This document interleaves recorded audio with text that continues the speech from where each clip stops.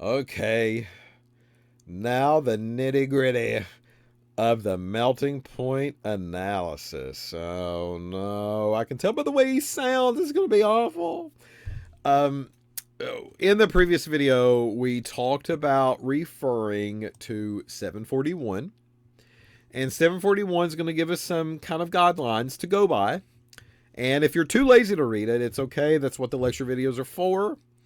And we're going to have to break down 741 in enough detail so we can at least understand some of the differences that will follow it and how to do them the proper way. Instrumentation is a version of this. And we said a field tube was a version of this as well.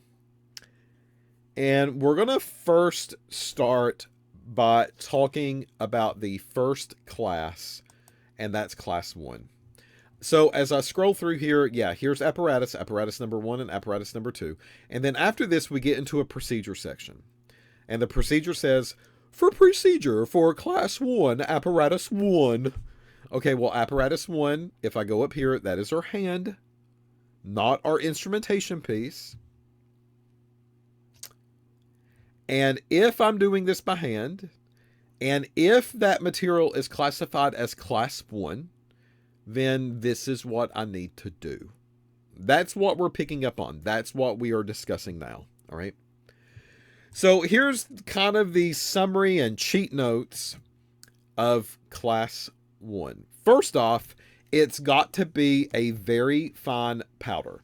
So that means that if we get really chunky material, we're going to probably have to put it into a grinder, and we're going to have to grind it up. If you don't have a grinder in the laboratory setting, it's not a big deal. That grinder can be substituted for a good old-fashioned mortar and pestle. That's all that we need, but we need to turn it into a fine powder, because if it's not a fine powder, how on earth is it going to go into a capillary tube, right? Again, let's use some common sense here. It's not going to work. So I need really small pieces of solid so that way we can cram them into those capillaries much better. Next up, it says we're going to dry the substance. All right, so drying the substance. What does this mean? Well, first off, if you finely grind this powder and you do it in a grinder, that grinder is going to generate heat. So you want to make sure that you do them in very short bursts. You don't want to just make a smoothie at Tropical Smoothie and let the blender go on for like 15 minutes before the smoothie pops out. You just want to do very short bursts. It doesn't take long at all for these solid chunks to be grinded up with a proper laboratory grinder. Mortar and pestle don't really have to worry about that too much. But as you grind, you generate heat. And as you generate heat, you are approaching the melting point, maybe, of these solids if you're not very careful. So number 2 says, well, now that you've grinded it, now that you've taken special precautions to not overheat the substance that you're grinding, we now need to make sure that any type of moisture is now driven off. So number 2 is going to always state, you want to dry the substance that you are doing the melting point of. And there's a couple of ways to do this, and we're going to talk about each one very briefly. So drying the substance, if it contains water of hydration. So that literally is, hey, water, I see you out there in the atmosphere. You want to hang out for a while because we get along really well. And that water is going to go, okay, yeah, I'll hang out with you. I really like you, thanks. And then they just make this like little, not permanent, very temporary bond with each other. And they just kind of hang out. And when you see one, you see the other one. It's like the Bobbsey twins. All right, so drying the substance, you can separate those Bobbsey twins in a couple of different ways. Number 1, you can put it in a desiccator. So a desiccator is just a piece of glass that is filled with crystals, and that crystal is going to absorb moisture. That is what the purpose of those crystals are. A lot of times they have a color indicator in them, and that color indicator will tell you, well, listen, they've already absorbed as much water as they can, so you got to dry them off or you got to replace them because they're not going to do anything else for you anymore. So a desiccant is a proper way to dry the material, not less than 16 hours in a desiccant or on a desiccator. So not less than 16 hours. There's a lot of things for me to do in 16 hours of work.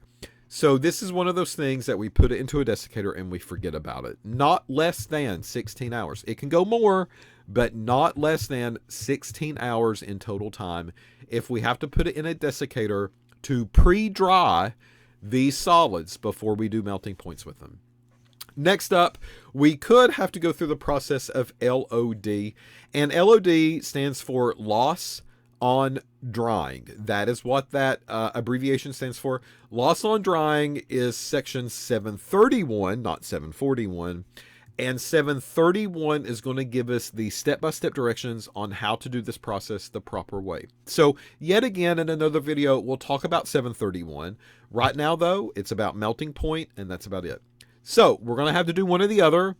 Dry our material, because that water that's associated with that compound, that will come along with that compound, can mess with the melting point drastically if we're not very careful. Next up, you want to make sure that you pick a capillary tube that has one end that is sealed. That is very, very important, because if that end is not sealed, your stuff is just going to fall through. Again, common sense stuff, but things that I have to mention. And the USP feels that they have to mention it as well. Next up, after you pick your capillary, you're going to put your solid, finely ground up powder that has been dried inside of the capillary tube. And you don't need a lot at all. So 3 millimeters is typically a pretty good amount to look at as far as the melting point system goes. So 3 millimeters, some people will actually talk about the white part of their fingernails. If you have a white part in your fingernail, I hope that you do. But if you've got this whitish part at the bottom of your fingernail, that typically runs about 3 millimeters of stuff. So if you take a look at that distance and that height, it's not a very large amount at all, but it is at least enough for you to see it with your own eyeballs. And that's what this is all about. So if you can't see a lick, then you probably need somebody else to do the test for you. Or put on some glasses. Or put on maybe some of those Harry Potter or Potion Lady glasses where the lenses are super, super thick and they're like magnifying glasses for you to look through. That's 3 millimeters of substance, so not a lot at all, just a smidge. So now you can understand how 1 gram of reference standard is going to last quite a bit of time. Next up, we are typically going to start the melting point system at 10 degrees below the expected melting point. In other words, I don't want the solid in that fill tube hanging out for hell and ever before we actually get a melting point from it. And I don't want the solid to be inside of the machine as the machine is heating up to get to the temperature that it needs to be in. I don't want to drag this process out. I don't want that heat to come in contact long term with my stuff, because that could affect my melting point analysis that I get ready to write down. Next up, when we get to 10 degrees below the melting point, then we're going to slow this stuff down as we begin to heat. Typically, the rule of thumb in the USP, it says 3 degrees per minute heating rate by hand, and then you slow it down to 1 degree per minute as you approach the expected melting point of the substance. So that means we're going to start off slow, we're going to continue to go slow, and we're going to go even slower at the end of this process. Okay, so it does eat away quite a bit of time. Patience is a virtue, my friend. That's what this is all about. So super, super slow, 1 degree for every minute. And yes, folks, that means on our instrumentation that we are using, that should be the proper setting for the heat rate of the material. A lot of times by default, we are running at 10 degrees a minute. That is way too fast. Thermal lag is happening. And 10 degrees per minute is a very rough estimate for melting point, but it is not by any means accepted in the USPNF because they regard that as going way too fast for this particular analysis. So they prefer 1 degree per minute.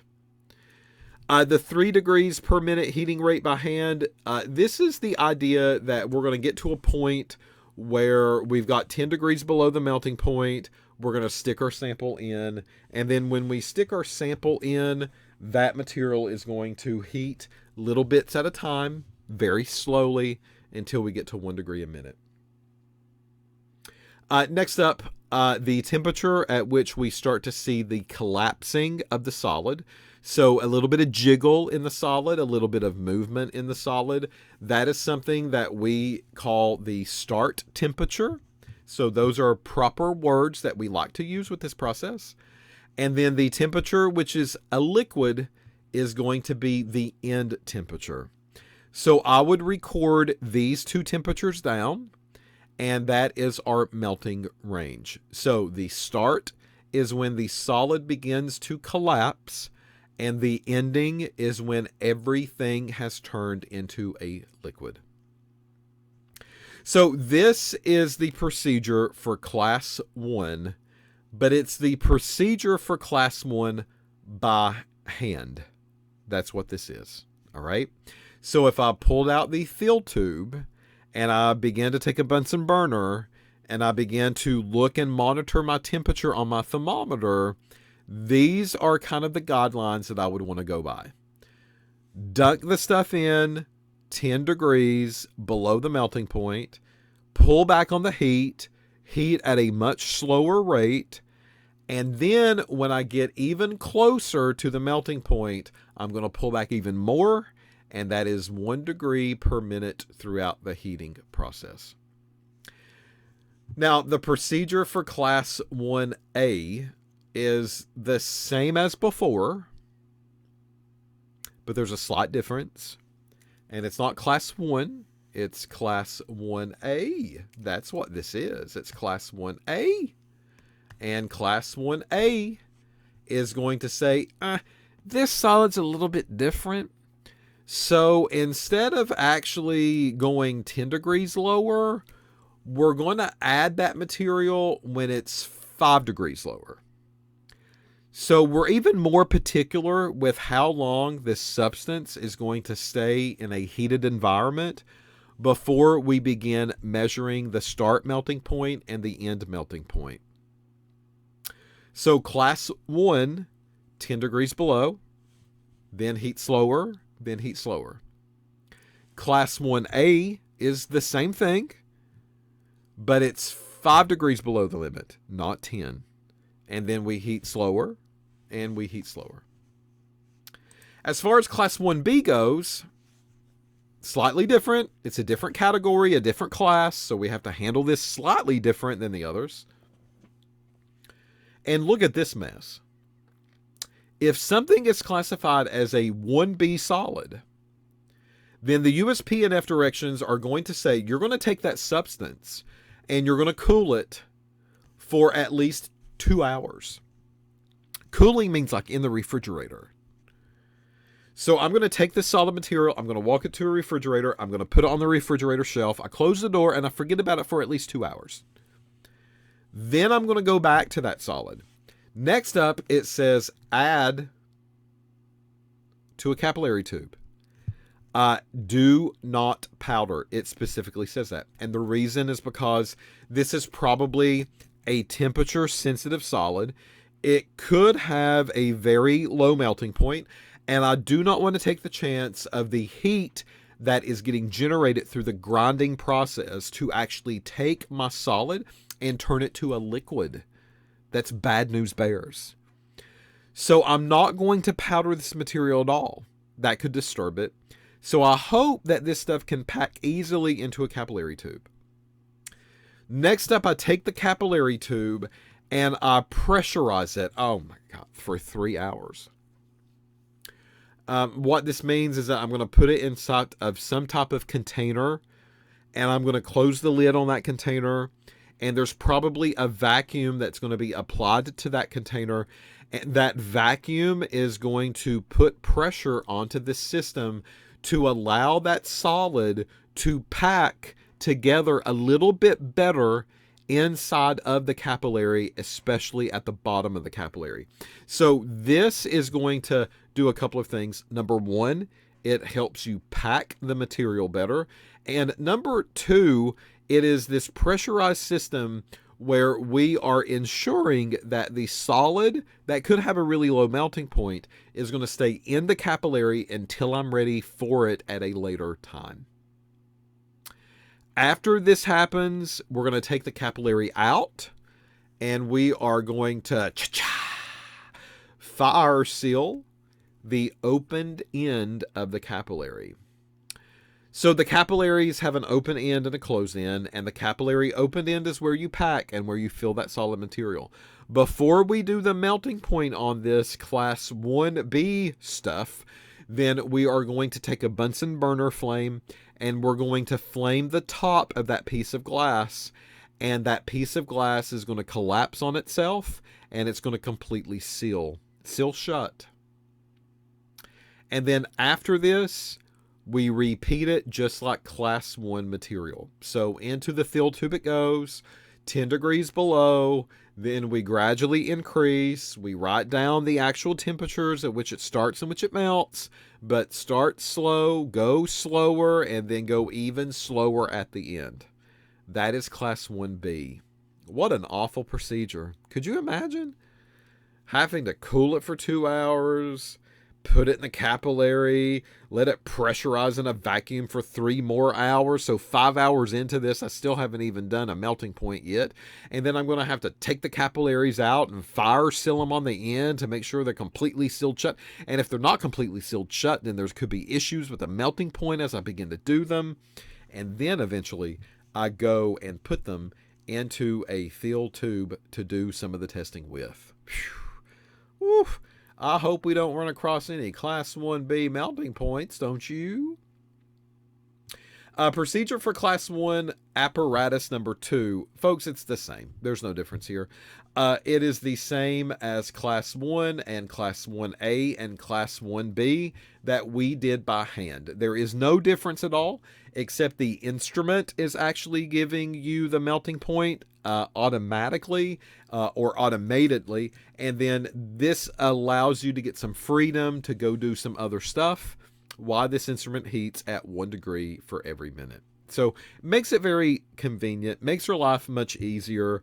And if there's a melting station in the laboratory, it's going to be heavily used because it is one of the common tests that we do, not only in USPNF related types of stuff, but also everywhere else too in all other laboratory environments and facets. All right, so I don't really have to go over anything new with class 1A with apparatus 2, or 1B with apparatus 2, or class 1 with apparatus 2. All the same. Next up is a class 2 solid. Class 2 solids are very strange. All of these others, class 2 and class 3, they're going to be very weird.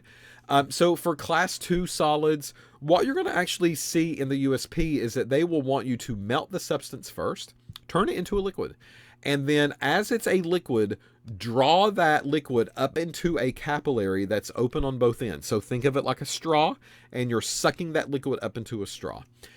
Next up, you're going to cool that capillary down, and that cooling is going to take place at a cold temperature at 10 degrees or even lower for at least 1 day. 24 hours into it is where you're going to be able to do the melting point after that. Next, we're going to heat, and then finally, that heating process is going to take place either in the fill tube or even in the instrumentation, doesn't really matter. But 5 degrees below the melting point is typically where we start here. And we're going to heat slowly, still at 1 degrees per minute. And then what we're watching for here is a rise in the tube.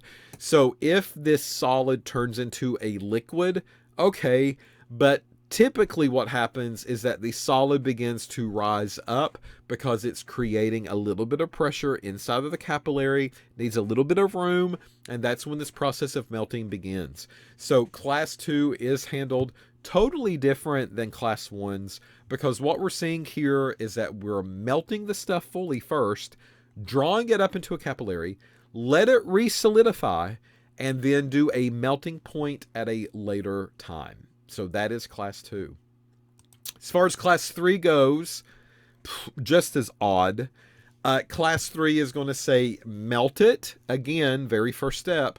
But this time it specifically states, make sure you go up to 90 or 92 degrees when you melt this substance. So don't heat until it actually turns into a liquid. That's class 2.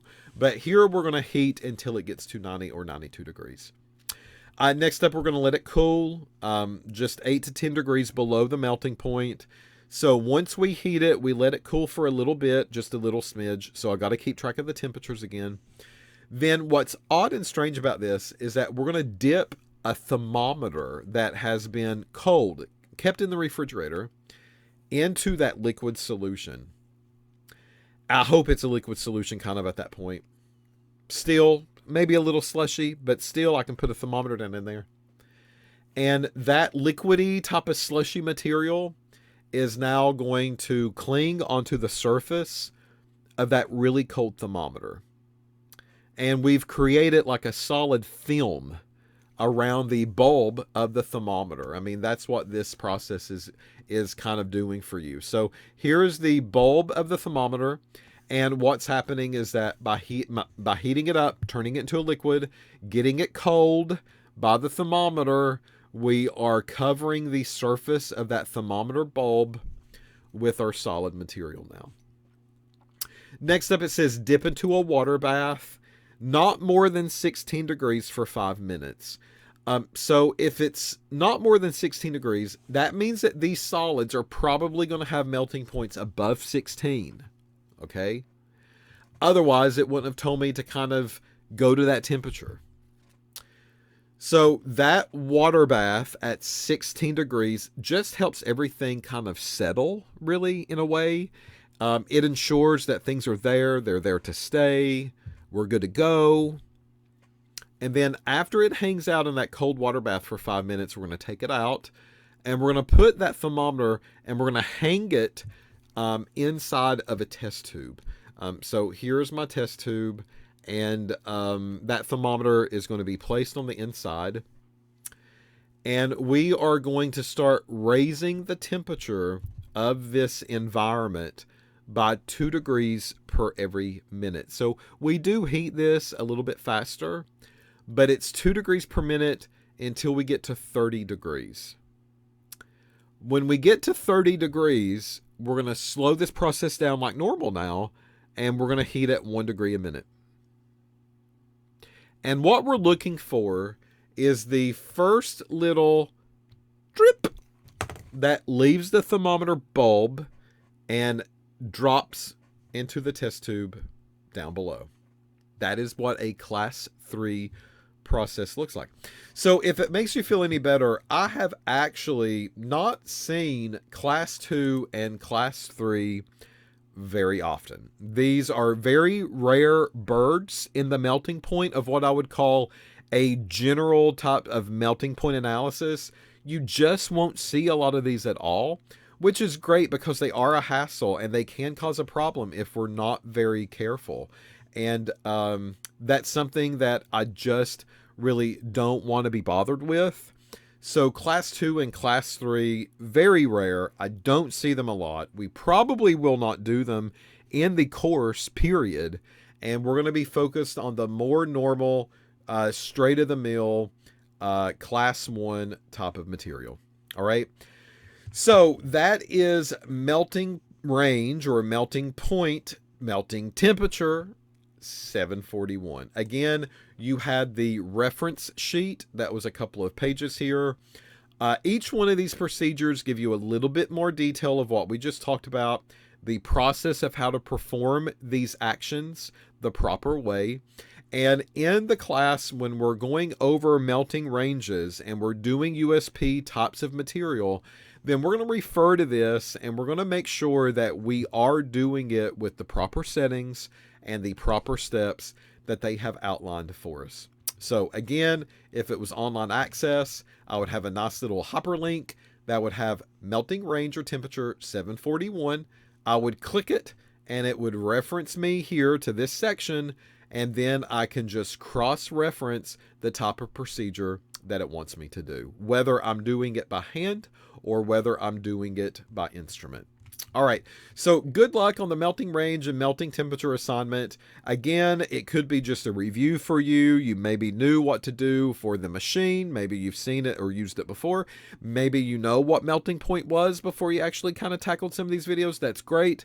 But as far as the devil in the details, that's what I keep saying. This is where the problems begin to happen. So we are having to follow the USPNF rules and regulations, not Tracy regulations on how to get this done a little bit faster and maybe still have some decent numbers. That's not what this is about, at least not in this case. So welcome to the world of melting range, and this is 741. So good luck, and I'll see you with our next general chapter kind of readout.